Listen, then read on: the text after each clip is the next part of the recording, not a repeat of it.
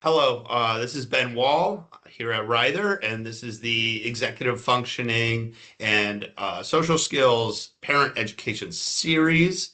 Thank you for joining. Today I have Jennifer Tenenko, Jennifer Tenenko, who is the Director of Child Anxiety Services at Evidence-Based Treatment Services of Seattle.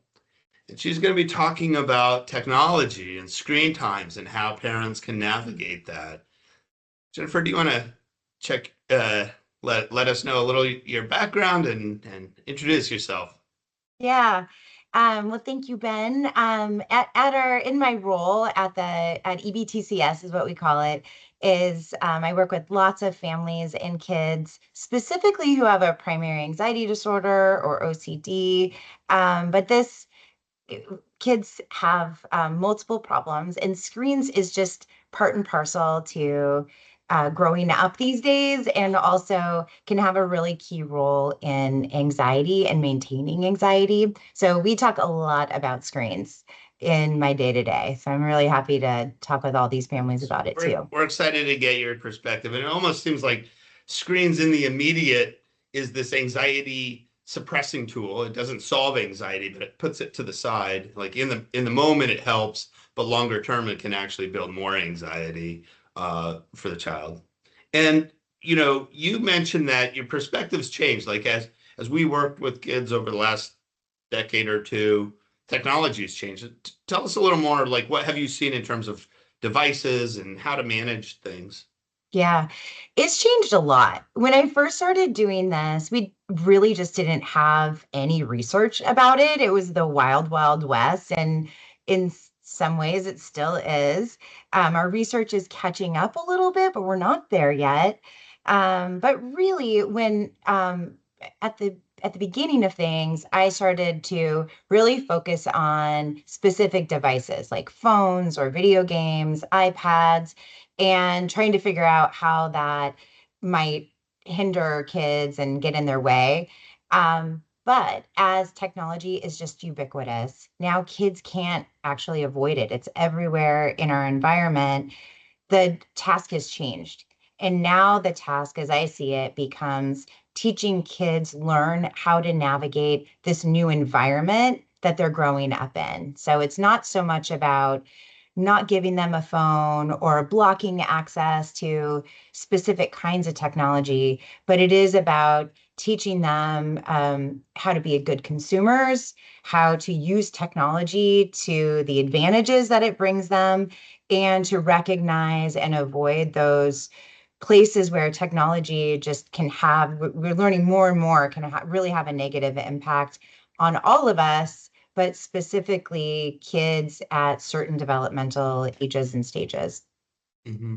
And so it sounds like part of that is having a lot of conversations with the kid, not just sort of locking the phone or kind of making it a prohibited item, but instead having broader conversations, informing your child, hey, be an informed consumer. Here are some harms. Here's how to use it in a healthy way.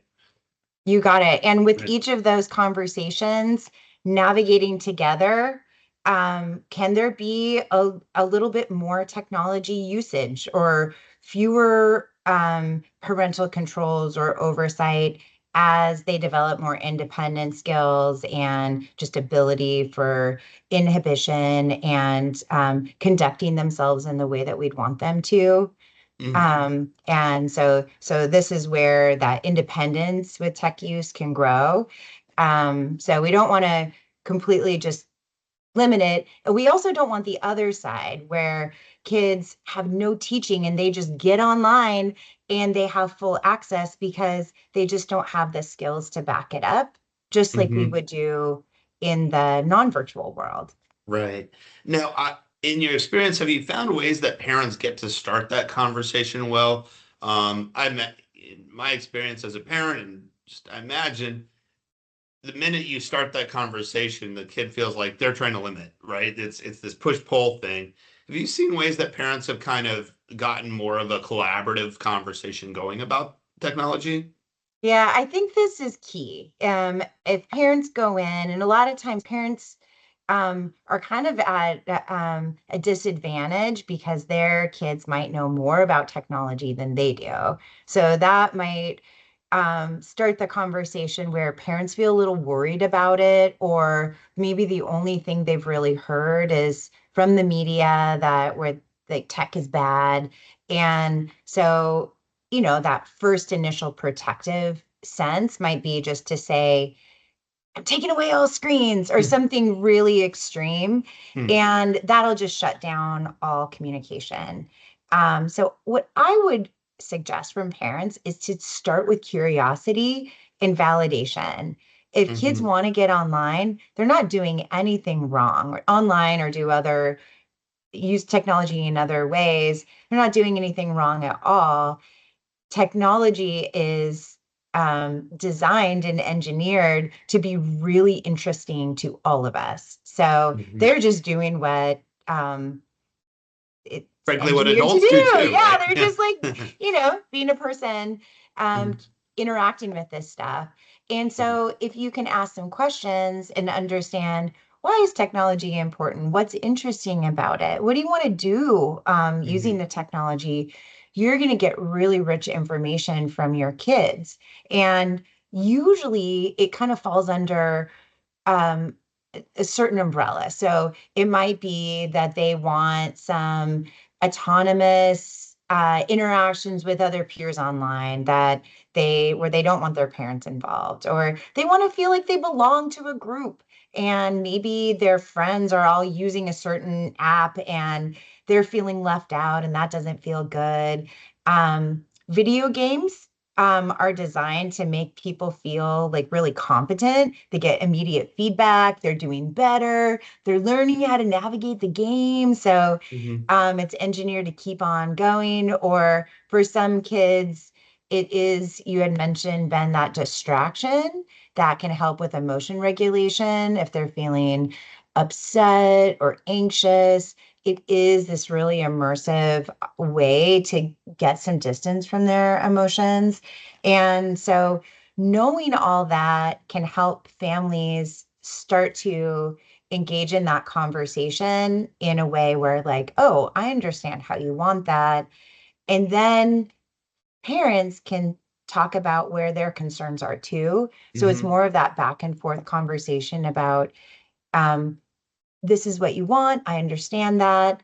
And this is where my concern is. And then it Yeah. can lead to, hey, here's what we both really want to accomplish. What are some creative ways that we can do that that Mhm. doesn't require just like totally locking it down or saying yes to all the requests? Right. And in that same vein, we often hear, well, kids will say, well, all my friends have this, or how can I communicate, or I'm not going to, and a parent obviously doesn't want to have their fifth, sixth, eighth, ninth, 10th grade, or whatever it may be.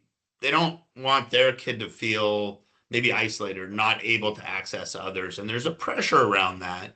Yeah. Um, they may also say, my peer gets unlimited screen time. And so then the parents kind of boxed in and I have to be the how do you help parents navigate that? Because we certainly do hear that as kids are aware of their peers.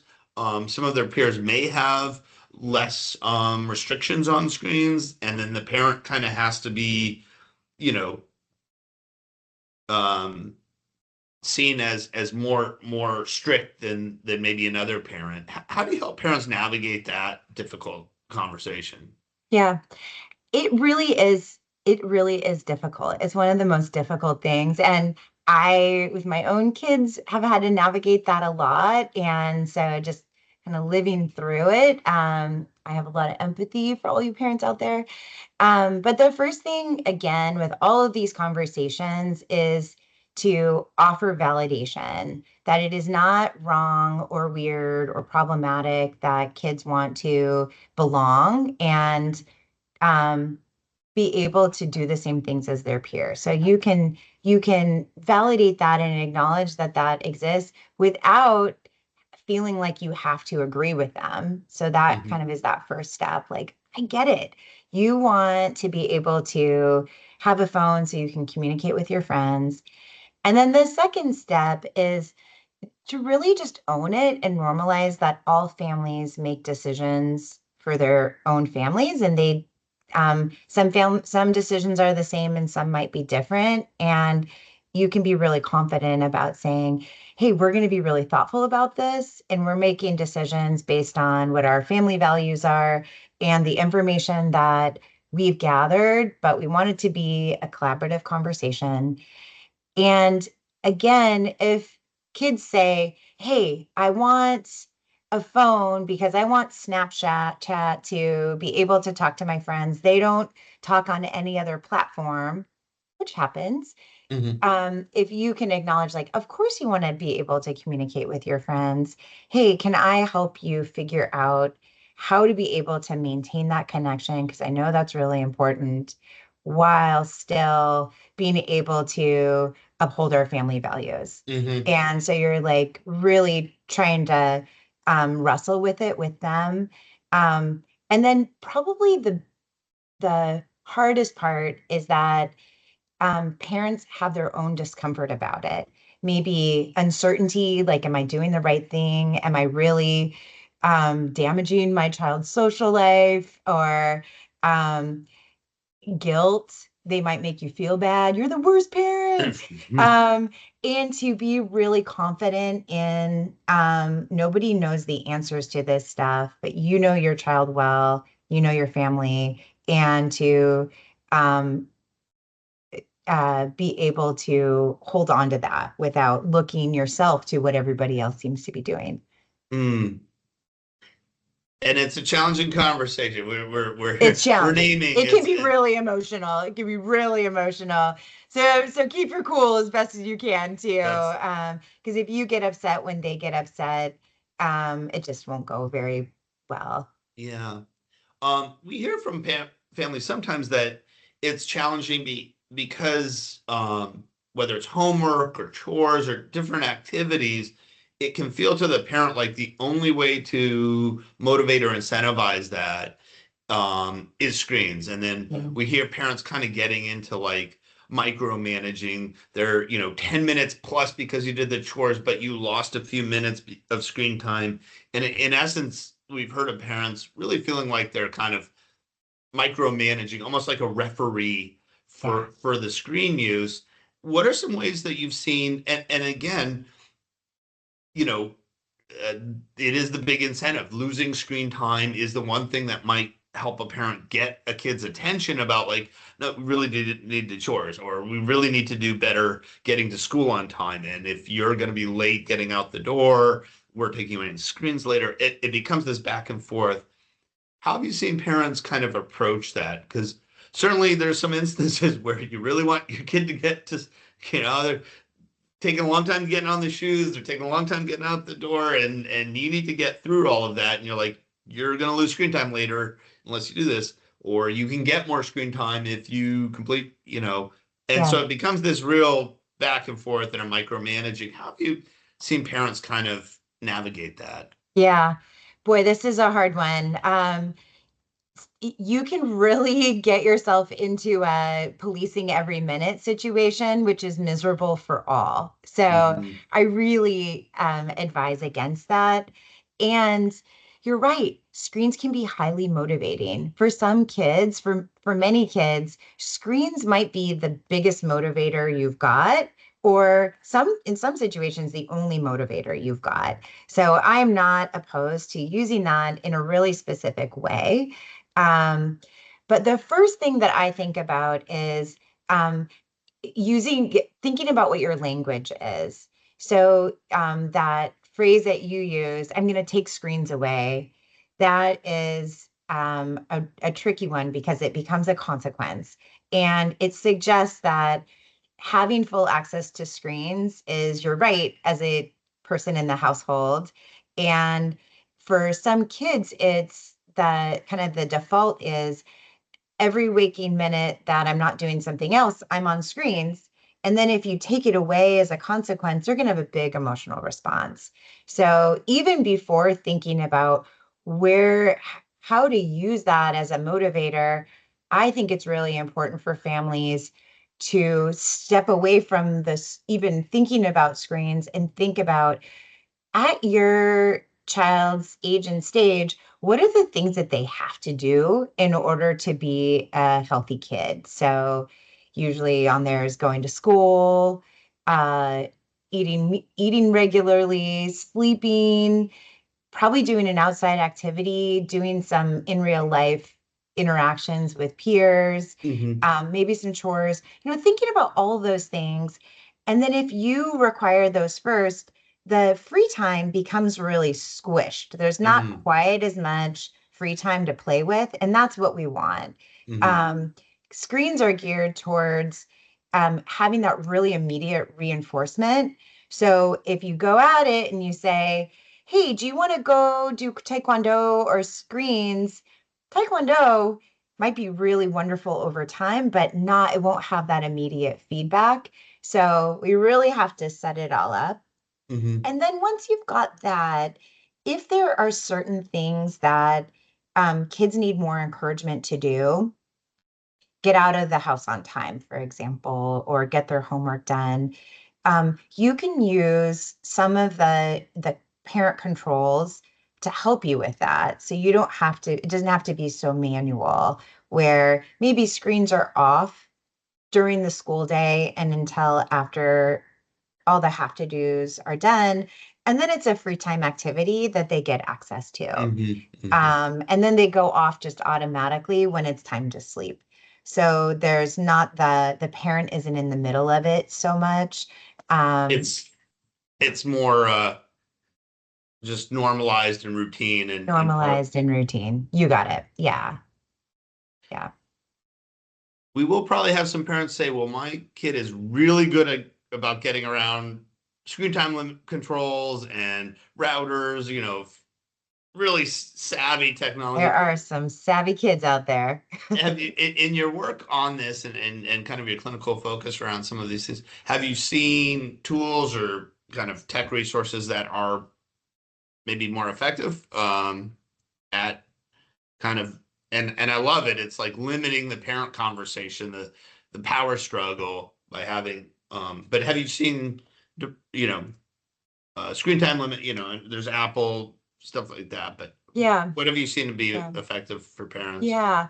Well, I think that even starting before the technology, if your family's culture is putting their tech away when it's not in use and like putting it on a charging station during nighttime and putting it aside when it's homework time, Yeah. that can be really, really helpful because you don't have to worry about so much about oh, it's really tempting. It's right there. Maybe I can like check my messages one more time at midnight when they're supposed to be sleeping. So, in addition to that, I think some of the Android has a system, Apple environment has a system, and it's a little clunky for parents. So the parents have to be pretty motivated, but I've had some parents go to like the Apple store um, when they're just feeling like, I don't even know what to do here. Hmm. And you can get some teaching there or videos online, or Right. ironically, I've had some parents really get some good ideas from using ChatGPT to Okay. help them figure out how to do This that, is the, use this is the world we live technology, in to put now. in Yeah. technology. And Yeah, I think one of the things I've heard you say and others say is that you use the screen time limiting tools, but not overly reliant, knowing that a kid can get around them and that there's got to have the conversation around it as well. As much as we'd like there to be some more foolproof ways to limit, kids may get around them sometimes or switch devices. We've certainly heard of some kids sneaking off with a parent's tablet from somewhere, so then absolutely. they're getting around Motivation's their screen high. time on their tablet. We're naming that this is a hard thing that the It's so the hard. screen time limit tools don't on their own don't do it. So No, it's not a set it and forget it. And I often will coach families to be really overt about just saying, this is something we're learning together. And so we're going to like pop in periodically to talk about screen use, to see what you're doing. And so that it's not like in secret. I don't advocate for families doing some of the um, running the controls in the background without telling their kids. Okay. That just be really overt. Like we want to make sure that um, how you're showing up in your tech environment, you have all the skills, same way that you're showing up Mhm. in the real environment. And take a peek at what they're looking Yeah. at. Look at their Yeah. browser history. Look and make sure that what you think your limits are actually working. Right. I've had that happen where my kids are like, "Yeah, that's not really working anymore." I'm like, "Oh, thanks. I wouldn't have known that." That was nice of them to be honest. I'm not sure my kid would have admitted to that one. That's good. Um, I curious.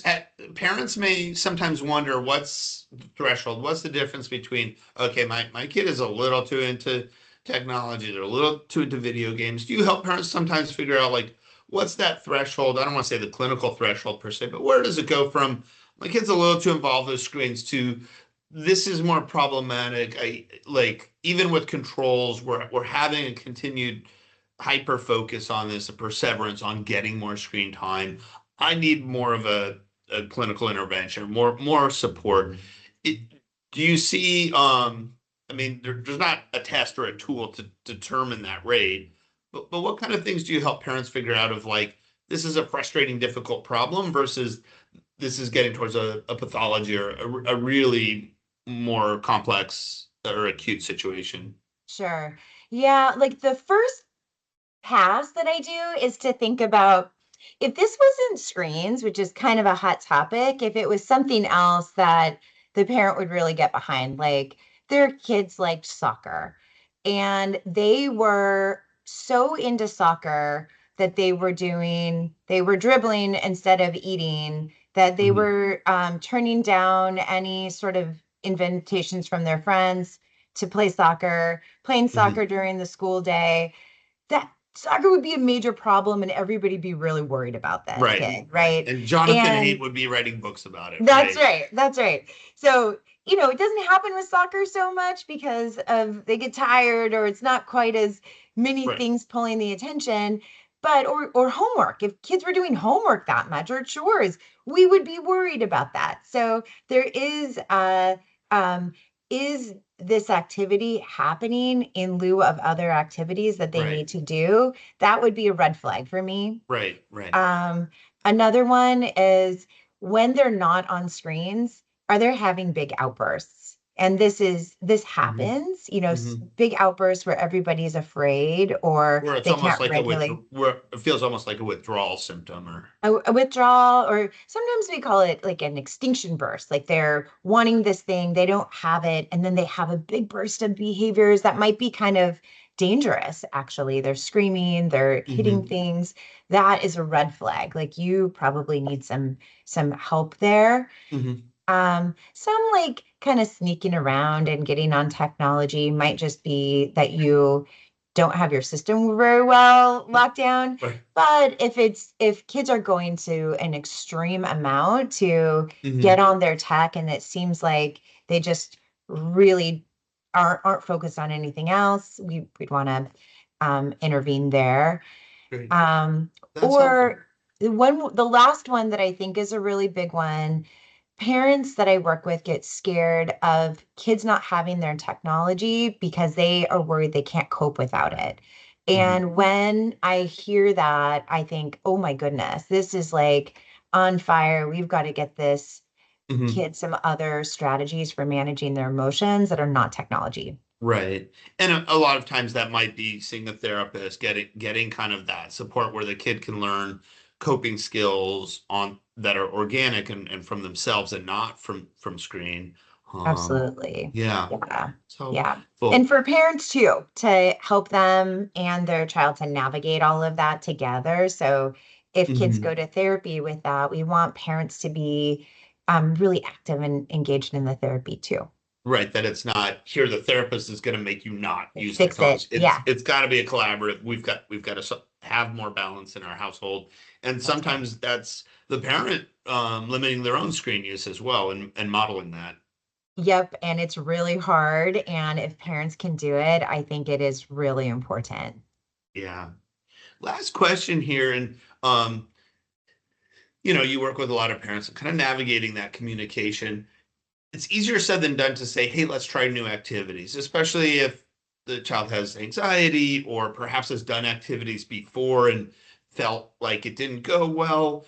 What are some ways that you've seen parents have good conversations about trying new things? Because you said sort of like when you do more things, the time around screens lessens, right? It's Mhm. it's it's more about replacing it rather than saying don't do this. It's like, well, I've got these other things going on as well. And we also know that for a kid, especially if there's anxiety at play or they've tried activities and hasn't gone well, what are ways that you've seen parents have good conversations about trying new things and helping them? Because the first instinct might be like, no, okay. When I tried soccer, the coach was really mean, or Mhm. they may shut down pretty quickly. What are ways you've seen parents successfully encourage trying new things? Sure. I'll tell you what not to do is to say the question that I want you to not use is, hey, do you want to try playing soccer? Because it opens up this conversation where your child can just say no. If they think I'm, soccer might be a possible thing that I want to do, but it might be scary. I'm already kind of tired out from school. I'd rather just be at home, cozy, playing Hmm. video games. The answer is going to be no without a lot of thought about it. So I would say the one of the first things is for parents to think about what would be a good match for your child, what you know about them. If they are somebody who just really hasn't been that interested in team sports, but maybe you were like a college athlete, don't push it. That just not might not be their thing. But to think about where they shine and really have that outcome that you're looking for. So it might be just getting out of the house. It might be connecting with peers, might be moving their body. So think Hmm. about, okay, what are you going for? That's more important than the specific activity. Hmm. Um, and then the other thing to think about, like, let's say your child's really into video games, trying to think about like what is it about video games that is so important to your child? Like, is it that they have a mastery experience? Is it that they get such immediate feedback, that they get this built-in social environment, that they get a lot of positives? And so if you can think about that, maybe then you can map on what's a IRL and real life activity that they can do that has some of those elements. So maybe if they're really into mastery, they're going through the levels, something like rock climbing, Hmm. that where they might have that same, oh, I can do a little bit more than I did the time before. Or if it's social, a team activity, Hmm. or if they like the creativity and building, maybe you help them get connected to a robotics team, Hmm. and to expand beyond just, Right. what do you Well, know and we, about? we are So lucky in Seattle that we have a really there's vibrant so many. tabletop role play game Yes, community and yes, Dungeons and Dragons. I mean, again, I've sometimes said Dungeons and Dragons is like the methadone to video game. that's It right. really is a great replacement for I that. love And it. the creativity, the teamwork, Yep, kind of. yep. This is so helpful, and Dr. Tanenko, I really thank you for kind of the insights you've offered and ideas for how to have these hard problems because hard conversations because I think for a lot of parents it does feel like a very scary and overwhelming problem and sort of very big. So we really appreciated today you kind of breaking it down a little and giving some ideas for conversation. So thank you to your colleagues at EBTCS as well for all the work you do for kids and teens and adults here in our area. But thank you very much Thank you, Ben. And I want to for thank being all on the our parents show who today, to being part of our parent education series. Thank you so much.